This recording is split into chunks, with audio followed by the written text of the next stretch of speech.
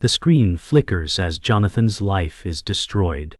One tweet, one comment, one hashtag, and everything he built is set ablaze. He stares at the phone screen, eyes wide with disbelief, as his career unravels in real time. The media explodes, and within seconds, he's no longer just Jonathan, he's a target. His phone rings endlessly, but it's just the sound of his demise, as voices mock him through the digital noise. This isn't just public humiliation. It's an execution in front of millions, and Jonathan can't escape it. The phone vibrates once more, and Jonathan glances at it with a heavy heart. The messages are relentless. He scrolls through the waves of insults, accusations, and mockery, but it feels like he's drowning in a sea of hate. He looks at his reflection, searching for the man he once was, confident, successful, unbreakable. But there's nothing left. His name has become a symbol of failure. His career is reduced to a single viral hashtag, and it's as though the world is watching him crumble piece by piece. Desperation tightens its grip as he realizes that no matter how hard he tries to turn off the noise, it's everywhere. His phone, his social media, his very existence has been consumed by the scandal. He knows it's over. His sponsors are pulling out, and there's no escape from the glare of public scrutiny. His phone rings again, another call he doesn't want to answer. The screen flashes with a familiar name, but it's too late for apologies now. Friends, colleagues, and even family members have started to distance themselves. Each unanswered call is another nail in the coffin of his former life. He's becoming a ghost in his own world, fading from the people who once called him a friend. Every social media notification feels like a personal attack, a reminder of the wreckage his name now represents.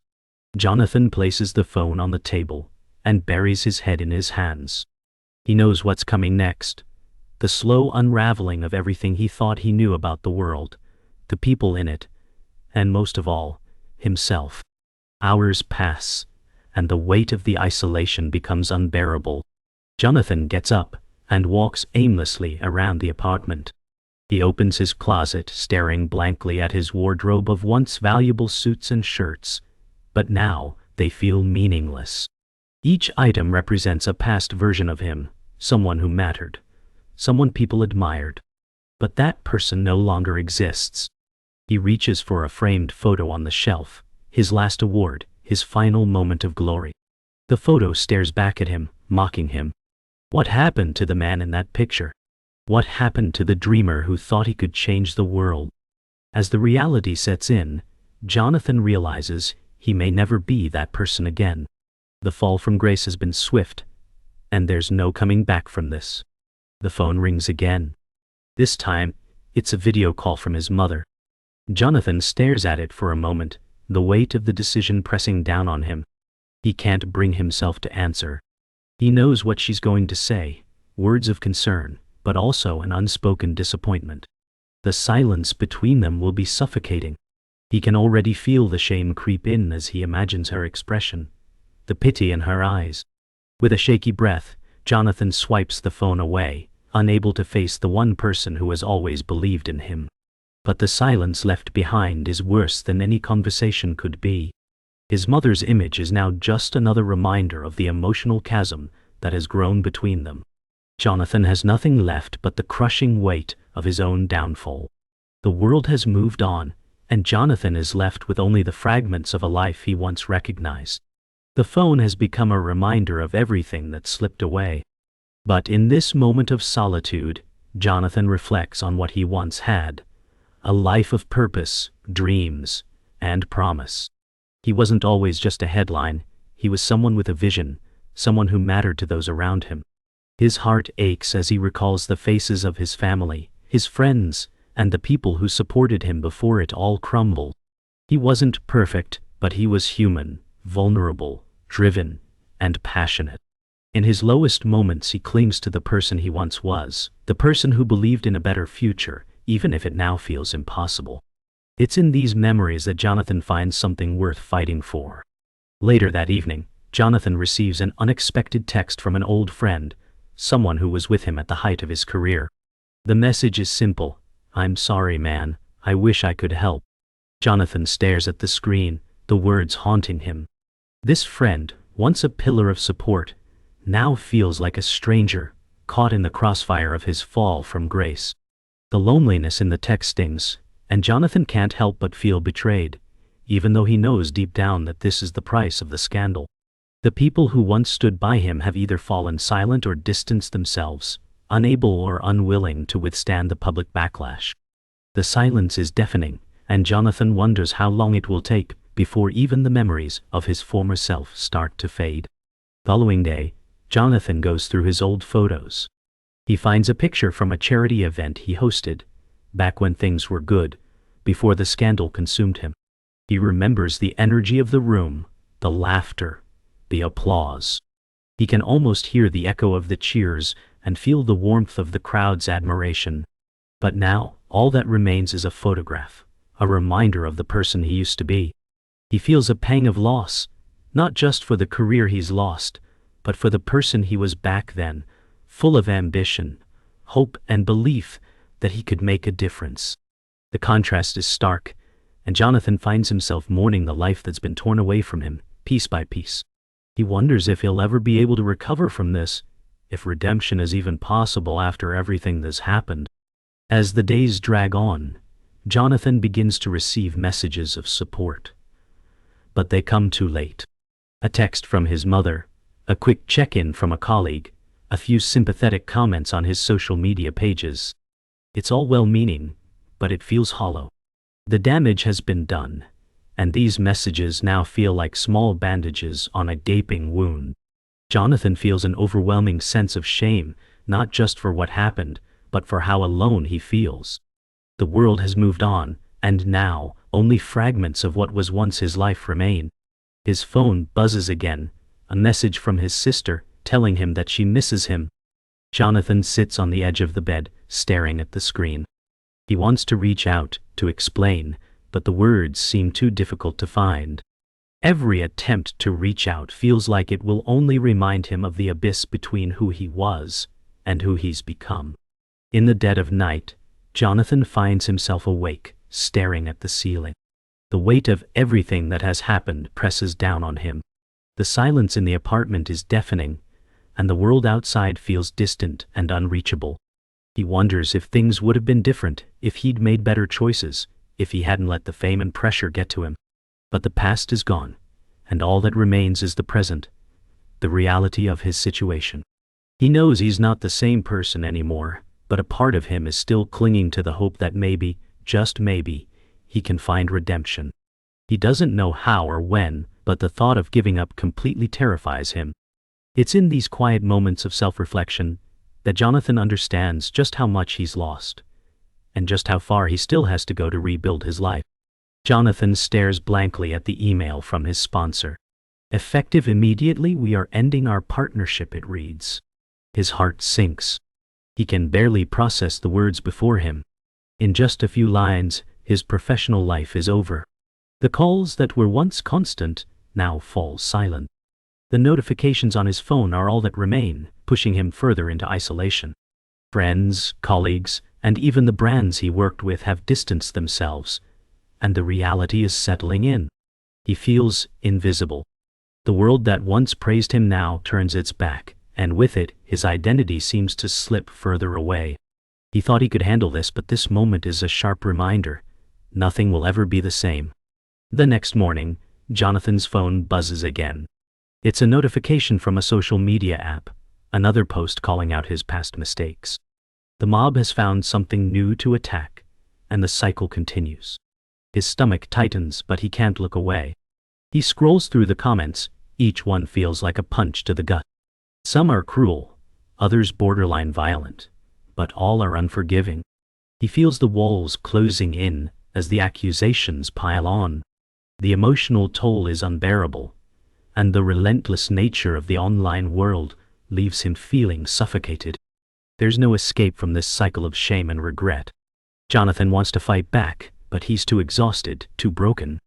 He's not sure how much longer he can withstand the barrage of hate. Jonathan tries to make a call, hoping for some comfort, some reassurance that he's not alone in this. But the phone rings endlessly, unanswered. No one picks up. The silence speaks louder than any words could. Friends who once praised his every move now avoid him, scared of the fallout that might touch them if they offer even the smallest ounce of support.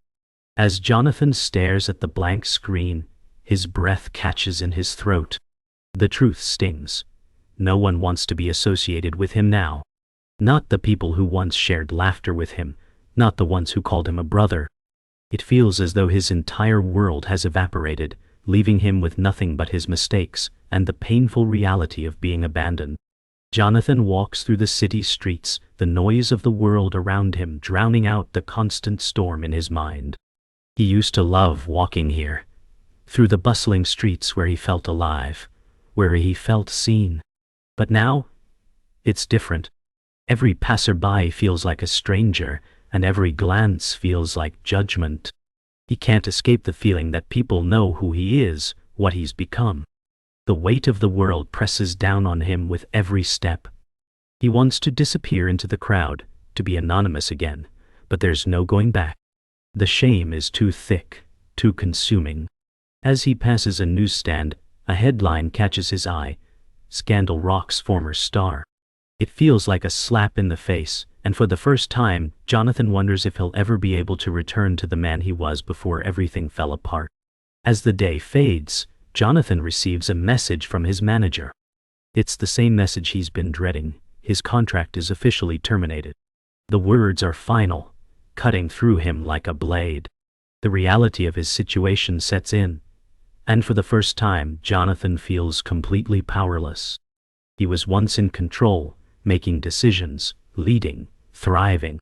Now he's at the mercy of others, his future uncertain. His manager's words are polite, professional, but they carry the weight of finality. There's no coming back from this, Jonathan realizes. He's lost everything: his career, his identity, and the future he once believed was his. The world has moved on, and Jonathan is left behind, a casualty of cancel culture. He stares at the screen in numb disbelief, the weight of the moment threatening to crush him. It's been weeks since the world turned its back on Jonathan, and just as he begins to accept his fate, a shocking piece of information surfaces. A reporter reaches out to him with an allegation. A close associate, someone Jonathan had trusted, is the one who orchestrated the entire scandal. At first, Jonathan can't believe it. How could someone so close to him be capable of such betrayal? He feels sick to his stomach as the details unfold. Leaked information, fabricated rumors, all designed to destroy him. The sense of violation is overwhelming, but there's a spark of hope now. If the allegations are true, Jonathan wasn't just a victim of the mob. He was the target of a malicious plot by someone he once called a friend. The revelation flips everything he thought he knew about his downfall on its head. The details start to unfold, one after the other. Jonathan realizes the full extent of the betrayal. The person behind the scandal was someone he had trusted deeply, a colleague who had always been by his side. It feels like a punch to the gut as he pieces everything together. He remembers the late-night meetings, the private conversations, and the secrets shared. Everything now feels tainted, a carefully constructed lie that was set into motion long before the public even got involved. Jonathan's anger is undeniable, but so is his disbelief. How could someone he'd worked with for years be the architect of his destruction? As the truth settles in, Jonathan feels a mix of rage, betrayal, and shame. Beneath it all is a new, burning desire for justice. Jonathan confronts the person responsible. He calls them, voice shaking with both anger and disbelief. "Why?" he asks, the single word echoing through the line. The betrayal stings, but as the conversation continues, Jonathan uncovers more. The associate had been motivated by fear that Jonathan's success was overshadowing theirs. They were jealous, yes, but more than that, they were scared of being left behind in a world that was moving too fast. The justification doesn't make sense, but it's the truth. Jonathan is left reeling, knowing that this person had been by his side, pretending to be a friend while plotting his downfall.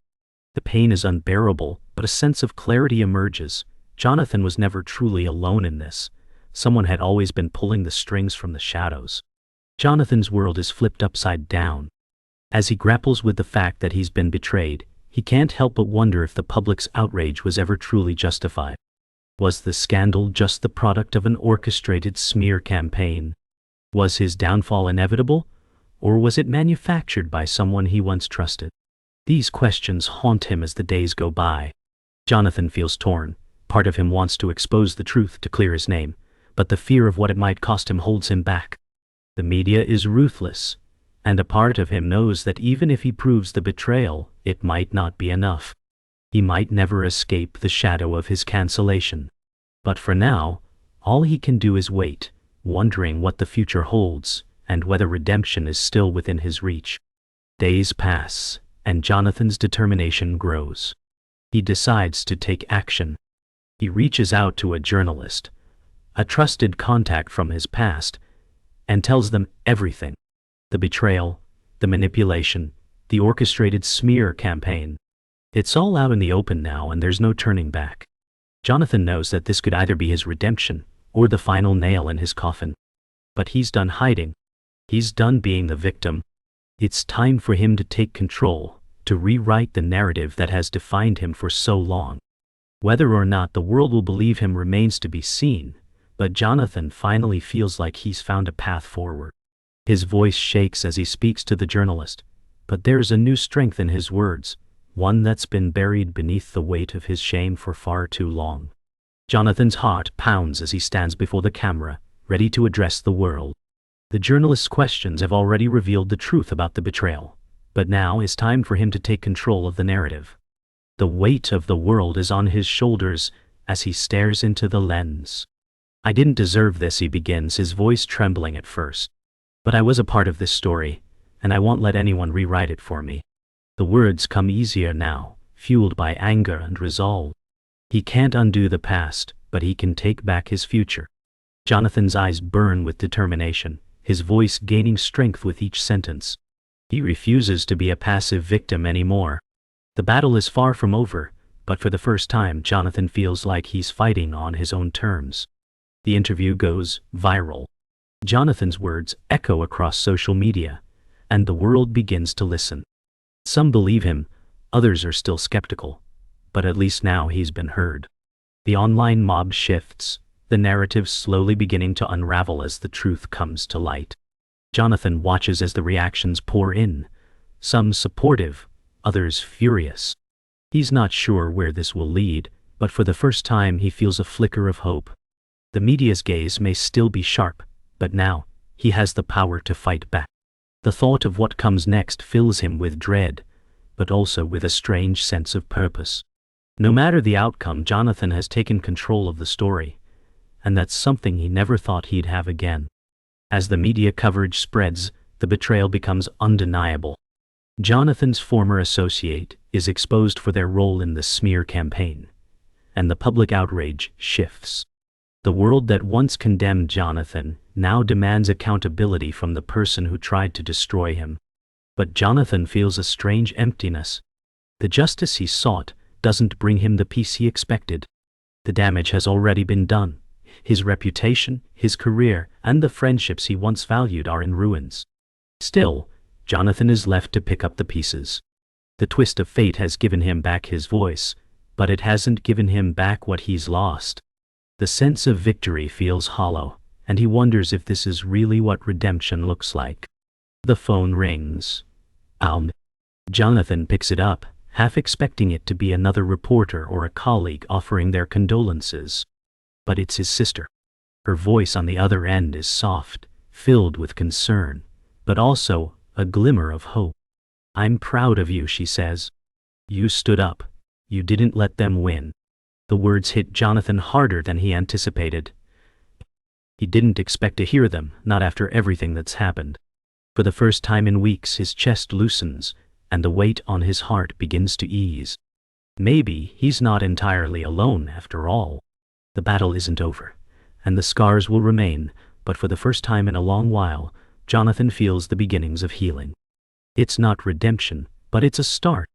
Jonathan walks through the streets again, but this time, something feels different. The eyes that once seemed judgmental are now less piercing, less focused on his downfall. He moves through the crowd, his steps steady and purposeful. The whispers have faded, and while he knows the scars of his cancellation will always be with him, Jonathan finally feels like he's in control of his story. There's no clear path forward, but for the first time, he doesn't feel the weight of the world pressing down on him. He's no longer a victim. He's a man who has fought for his voice, and that, in itself, is a victory. The journey isn't over, but for the first time, Jonathan feels like he's ready to face whatever comes next. Days pass, and Jonathan begins to process the aftermath. The public's interest in the scandal has begun to wane, but the emotional scars remain. He's no longer the man he once was, but perhaps that's not such a bad thing. The quiet acceptance of his situation settles in as he looks at his reflection. The redemption he sought doesn't come with a grand gesture, it comes with small moments of peace. The overwhelming pressure to please others has lifted, and for the first time in months, Jonathan feels a sense of clarity. He's still here. He's still standing. And that, in itself, is a victory. Later that day, Jonathan sits in a cafe, the hum of conversation around him barely reaching his ears. He's alone, but it doesn't bother him anymore. For so long he sought validation from the outside world, but now he's learning to find it within himself. The laughter and noise of the cafe fade into the background as Jonathan enjoys the solitude. The simplicity of a cup of coffee and a quiet moment feels like a small victory in itself. The weight of the past no longer hangs around him as it once did. As Jonathan moves forward, he receives a call from his manager. The news is a bittersweet reminder of his past. He's been offered a chance to return to the industry, though it's a far cry from the fame and success he once knew. The decision weighs on him. Can he go back? Should he even try? But as he listens to his manager's voice, Jonathan realizes that it's not about returning to who he was. It's about redefining himself on his own terms.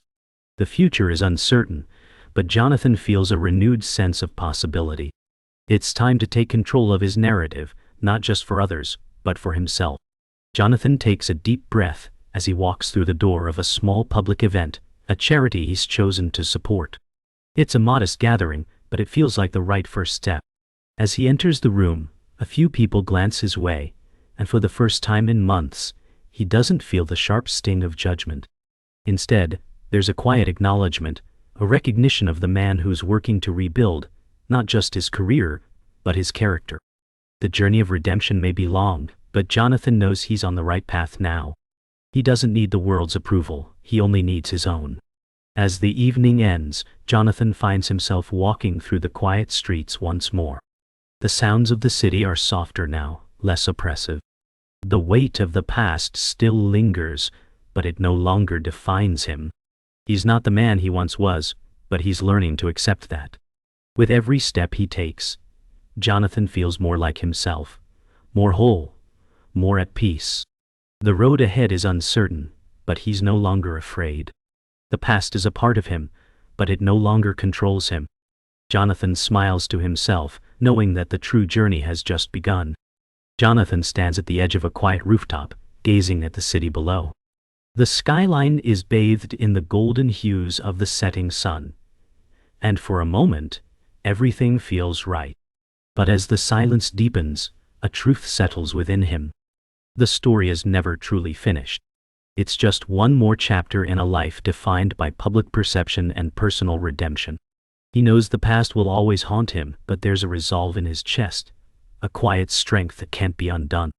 "This is who I am," he whispers to the wind.